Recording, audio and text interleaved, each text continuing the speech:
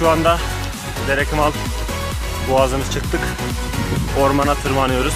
Geri dönecektik fakat Söbeçmen'e yaklaştığımızı görünce dedik bir macera yapalım. Söbeçmen'e gidelim dedik arkadaşlar.